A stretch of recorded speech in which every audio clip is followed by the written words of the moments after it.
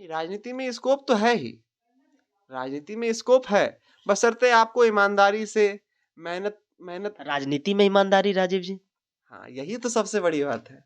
राजनीतिक ईमानदारी, ईमानदारी, राजनीतिक ईमानदारी ये मायने रखती है। अगर नमस्कार, जय हिंद। मेरा नाम है सुदर्शन और आप देख रहे हैं स्टडी विथ इन्फॉर्मेशन।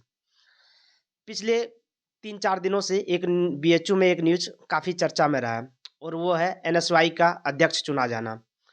तो सब जगह ये पोस्टर लग चुका है बीएचयू में कि बीएचयू का अध्यक्ष एनएसवाई का अध्यक्ष चुना गया है और हम अभी मौजूद हैं उस एनएसवाई बीएचयू एनएसवाई यूनिट के प्रेसिडेंट के रूम में और हम जानते हैं उनसे कि क्या है यहाँ पे छात्र संघ का माहौल क्या है और उनका परिचय लेते हैं और उनसे रूबरू होते हैं। तो चलिए मिलते हैं हम एनएसवाई बीएचयू के अध्यक्ष से। तो सबसे पहले तो आप अपना परिचय बता दीजिए।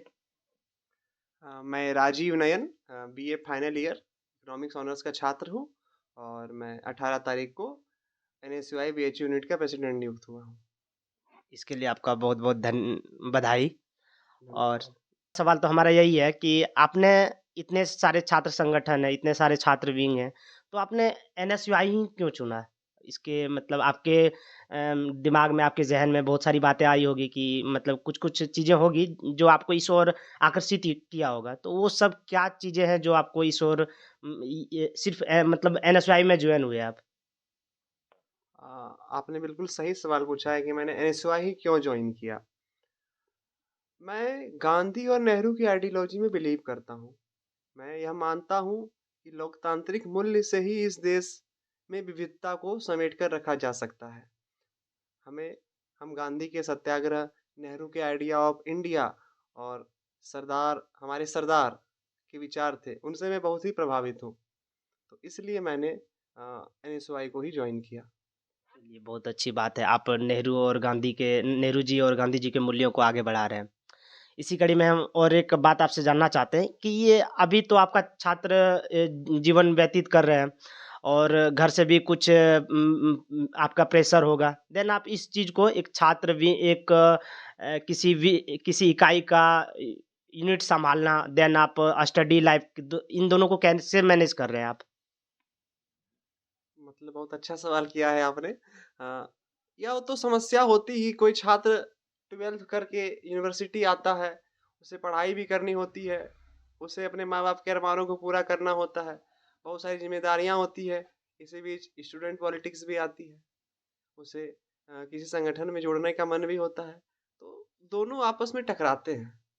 ये सोचते हैं स्टूडेंट लोग कि हम लोग जॉइन कर जाएँ, कहीं जाएँ, काम करें, फिर घर से क्या बोलेंगे, क्या प्रेशर आएगा, प्रशासन का क्या प्रेशर आएगा, पुलिस से लोग डर जाएँगे। तो ये बातें आती हैं। बट आप मैनेज कैसे करते हैं इन सब चीज़ों को? समस्याएँ तो सबके सामने आती है ना। आप यदि आपने डिसाइड किया है कि आप छात्र विंग का आप कार्यभार देखेंगे बीएचयू यूनिट का, ये देश की तीसरी सबसे बड़ी यूनिवर्सिटी एक समय में थी, अभी तो 5वीं है आई थिंक। तो देन आप यहाँ का पूरा यूनिट सँभालेंगे तो फिर एक आप जिस रूटीन को फ़ॉलो करेंगे, जिन चीज़ों से आपके पास जो समस्याएँ आ रहे हैं, उसका निवारण के लिए आप कुछ-कुछ तो स्टेप लिए होंगे ना कि ये सब चीज़ें आएँगी मेरे लाइफ में अगर मैं यहाँ का यूनिट का इकाई अध्यक्ष बनता हूँ, तो फिर आप उस चीज़ को हैंडल कैसे करेंगे? सही बात है, अध्यक्ष की ज़िम्मेदारी है तो हमारे ऊपर एक ज़िम्मेदारी है और हमें उसे अच्छे से निर्वहन भी करना होगा। तो सबके पास 24 घंटे ही होते हैं और हमारे पास भी 24 घंटे हैं। उसी में क्लास भी करनी होती है, अपना सेल्फ स्टडी भी करना होता है, यूनिट भी देखना है, छात्रों के मुद्दों को उठाना है और उसके समाधान के लिए अपनी तरफ से जितना प्रयास हो सकता है, हमें लोगों को करना होता है। तो मैं हम लोगों को इसी तरह मतलब टाइम मैनेजमेंट, टोटली ये सब टाइम मैनेजमेंट पर ही डिपेंड करता है। कभी-कभी होता है कि दिन भर मेरा व्यस्त निकल जाता है, इस मतलब हमारा पूरा दिन निकल जाता है, उस दिन पढ़ाई नहीं हो पाती है, क्लास भी नहीं हो पाता है। तो समस्या तो आती है और कोशिश जारी है सामंजस्य बैठाने में इन दोनों के बीच। यही तो है, जितने भी लोग आज के समय में या फिर जो भी सक्सेसफुल रहे हैं, उन सबके पास टाइम 24 घंटे ही होते हैं। उन्हीं 24 घंटे का वो यूटिलाइज़ कैसे करते हैं, वो इम्पोर्टेंट है। तो राजीव जी अभी तक तो आपने काफ़ी संतोषजनक जवाब दिया है। इसी कड़ी में एक और सवाल आपसे जानना चाहूँगा कि बीएचयू में छात्र संघ नहीं है। तो कोई भी यूनिट जो पहले चली आ रही है, चाहे वो बीजेपी का एबीपी हो या फिर कांग्रेस का एनएसयूआई हो या फिर आम आदमी पार्टी का सीवाईएसएस हो, देन कोई यहाँ पे ये कैसे डिसाइड कर लिया जाता कि आप इस यूनिट के इकाई अध्यक्ष हैं, आप ये महासचिव हैं, ये सेक्रेटरी हैं, अदरवाइज जो भी वाइस प्रेसिडेंट है, तो ये चीजें डिसाइड कैसे होती है? क्योंकि छात्र संघ तो है नहीं यहाँ पे, तो इस बारे में। नहीं, यह सही बात है कि बीएचयू में विगत 20-25 वर्षों से यहाँ छात्र संघ नहीं है। अच्छा, एक राजीव जी, पहले यहाँ पे छात्र संघ था। हाँ जी, पहले था, लेकिन एक बीच में कुछ घटनाएं हो गई, इस कारण से जो है छात्र संघ चुनाव जो है नहीं होने लगे, और यहाँ पर केवल संगठन ही बचा रह गया। और रही आपकी बात थी कि यहाँ पर छात्र संघ नहीं है, तो किस आधार पर जो है लोग जो है अपने संगठन में अध्यक्ष बना रहे हैं, उपाध्यक्ष बना रहे हैं। तो मैं बता दूं कि हर सेंट्रल यूनिवर्सिटी या किसी भी अदर यूनिवर्सिटीज में छात्रों का एक संगठन होता है, जिसे कोई ना कोई राजनीतिक विचारधारा, कोई राजनीतिक पार्टी सपोर्ट कर रही होती है। तो एनएसयूआई जो है कांग्रेस पार्टी के द्वारा समर्थित है। उसी तरह एबीवीपी जो है वो बीजेपी के द्वारा समर्थित है। तो एनएसयूआई के जो यहाँ एनएसयूआई के जितने लोग हैं, जितने लोग जो उस विचारधारा को समर्थन करते हैं, जो लोग गांधी और नेहरू और सरदार पटेल की विचारधारा को समर्थन करते हैं, तो उन लोगों के बीच में कोई एक जो प्रखरता से मुखरता से संगठन का आवाज उठा सके, संगठन के लिए काम कर सके, उसे अध्यक्ष बनाया जाता है। और बीएचयू में ये यूनिट इससे पहले, आपसे भी पहले भी कोई होंगे, तो इनसे आपसे पहले कौन यहाँ के इकाई का संभाल रहे थे? हमारे से पहले हम राणा रोहित, जो एमए इकोनॉमिक्स के छात्र थे, तो वो जो है यूनिट का कार्यभार देख रहे थे। तो आप किस डिपार्टमेंट के छात्र हैं? मैं भी इकोनॉमिक्स डिपार्टमेंट का ही छात्र हूँ। ये सब अपने डिपार्टमेंट में ही इकाई अध्यक्ष का कार्यभार रख रहे हैं, अपने पास ही रख रहे हैं? नहीं, ये पूरी तरह से संघर्ष पर निर्भर करता है कि आप कितना संघर्ष करते हैं, आप आपकी पकड़ लोगों के बीच कितनी है, आप कितना अपनी बातों से इन्फ्लुएंस कर पा रहे हैं, आपने फील्ड वर्क कितना किया है, ये टोटल उस पे डिपेंड करता है। आपके संघर्ष पर सब कुछ डिपेंड करता है।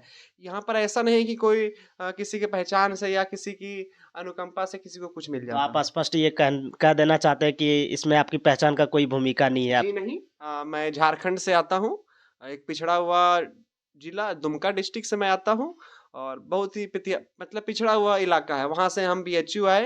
यहाँ पर हमने संघर्ष किया, विगत 2 वर्षों से लगातार हम संगठन के लिए काम कर रहे थे, इसलिए मुझे जो है संगठन के द्वारा मुझे अध्यक्ष बनाया गया है। राजीव जी, हम एक और चीज़ जानना चाहते हैं आपसे। जब यहाँ पे कोई मुद्दा उठता है, छात्र संघ नहीं है बट इस छात्र इकाई चल रही है। जी। जब कोई यहाँ पे कोई मुद्दा उठता है, देन अगर कोई संगठन आके उस मुद्दे पर इसका अपोज करता है, विरोध करता है, चाहे वो मशाल जुलूस हो गया या फिर धरना प्रदर्शन के द्वारा, देन इसका क्या प्रभाव पड़ता है बीएचयू प्रशासन पर? इसका क्या प्रभाव पड़ता है? उसका कुछ रिजल्ट निकल कर आता है या फिर नहीं? तो नहीं, रिजल्ट तो आता ही है, चाहे आप फीस वृद्धि का देख लें या उससे पहले कुछ दिव्यांग लोगों को समस्याएं हो रही थी, इस मुद्दे पर लगातार हम लोगों ने संघर्ष किया, और बीएचयू प्रोक्टोरियल बोर्ड हो या बीएचयू प्रशासन हो, हमारी मांगों को माना गया, और हमारे उससे फायदा ही मिलता है। आप विरोध करना नहीं सीखेंगे तो फिर क्या, लोकतंत्र में विरोध करना जो है जरूरी हो जाता है, सत्ता निरंकुश हो जाती है, बेलगाम हो जाती है, तो उस समय आलोचना जरूरी हो जाती है। और अगर हम आलोचना नहीं करेंगे तो लोकतंत्र में क्या करेंगे? यह फांसीवाद नहीं है, यहाँ राजतंत्र नहीं है, भारत में लोकतंत्र है। तो इसलिए हम लोग लोकतांत्रिक तरीके से विरोध अपना दर्ज करवाते हैं, चाहे सिग्नेचर कैंपेन हो या धरना प्रदर्शन हो, और हम लोगों को ये संघर्ष का फायदा भी मिलता है, और हमारे अनुरूप परिणाम भी आते हैं, और प्रशासन झुकता भी है। चलिए, बहुत अच्छी बात है। आपके उस कुछ पॉजिटिव वे में परिणाम निकलना चाहिए, छात्र संघ हो या ना हो, बट अगर इकाई है देन उसका कुछ परिणाम निकलना अच्छी बात है। तो इसी कड़ी में और हम आपसे जानना चाहते हैं कि जो बीएचयू में नए छात्र आते हैं, आप उनको किन किन बातों से इन्फ्लुएंस करते हैं या फिर अपने संगठन में मिलाने के लिए आपका क्या प्रयास रहता है? आप कैसे किसी नए स्टूडेंट को, किसी नए छात्र को जोड़ते हैं अपने संगठन में? इसके कई सारे स्टेजेस हैं। मैं पर्सनली मानता हूँ कि बीएचयू में जो भी छात्र आता हो, उसको किसी ना किसी संगठन के साथ कार्य करना चाहिए। इससे बहुत कुछ सीखने को मिलता है, जानने को मिलता है, और जो भविष्य में कुछ किसी ना किसी रूप में उनको काम आएगा। रही बात लोगों को अपने साथ जोड़ने की, तो हम लोगों का एक प्रॉपर प्रोग्राम चलता है।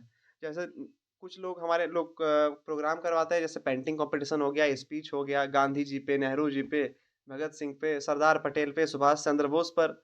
तो यहाँ से जो लोग उन विचारधारा या आइडियोलॉजी में बिलीव करते हैं, तो वहाँ लोग आते हैं। उसके बाद हमारा मेंबरशिप प्रोग्राम चलता है, हमारी संगोष्ठियाँ चलती है।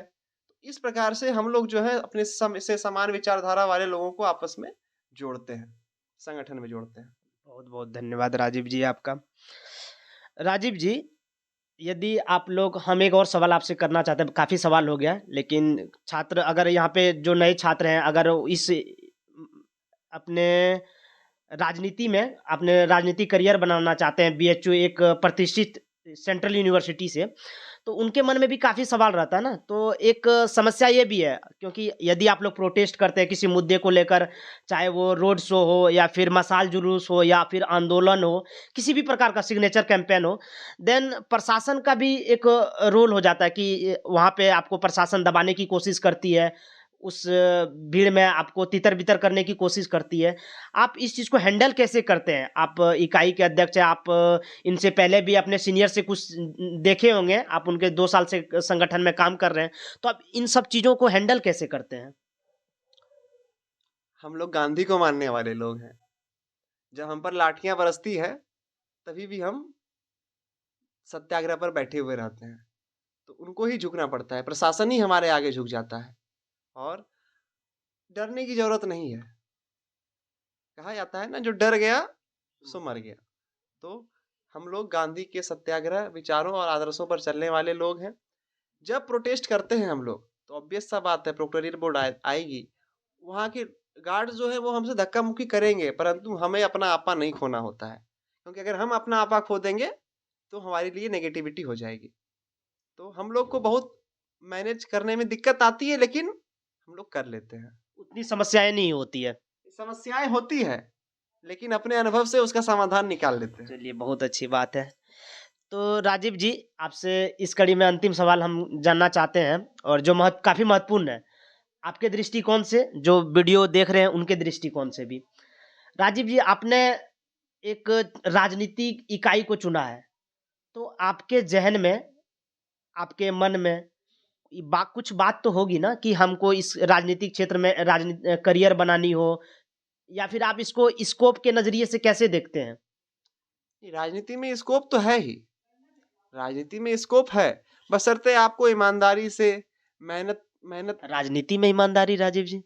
हाँ, यही तो सबसे बड़ी बात है। राजनीतिक ईमानदारी, ईमानदारी, राजनीतिक ईमानदारी ये मायने रखती है। अगर आप लगे हुए हैं, संघर्ष कर रहे हैं, तो आपको जरूर सफलता मिलेगी। और जहाँ तक बात रही हमारी, तो हमारे अभी मैं बैचलर्स कर रहा हूँ, मुझे मास्टर्स भी करना है, फिर पीएचडी करनी है। तो हमारे पास अभी लंबा समय है, पढ़ाई अच्छी से कर लें। सीखने को भी बहुत कुछ है, अनुभव लेने को बहुत कुछ है। वही बात, ज्ञान और अनुभव दोनों साथ में लेना जरूरी होता है, ताकि समय पर वह काम आ सके। और हम रही बात हम लोगों की, या जो संगठन के और भी लोग हैं, सभी अपना अपना संघर्ष कर रहे हैं, अपनी पढ़ाई भी कर रहे हैं, जिससे समय के साथ, समय के अनुरूप वो ढल पाए, जो समय की मांग है उसको पूरा कर सके और अपने लिए, अपने जीवन में सफल हो सके। बहुत-बहुत धन्यवाद राजीव जी आपको। एक बार पुनः आपने जो समय दिया उसके लिए धन्यवाद। और आपको भी बहुत बहुत धन्यवाद। और मैं आपको एक किताब, भारत गांधी के बाद दुनिया की विशालतम लोकतंत्र का इतिहास, जो रामचंद्र गुहा जी ने लिखी है, मैं आपको यह दे रहा हूँ। आप इसे पढ़िए और गांधी को जानिए, भारत की स्थिति को जानिए आजादी के बाद। बहुत-बहुत धन्यवाद आपका। चलिए, बहुत मिल के अच्छा लगा। Thank you Rajiv ji.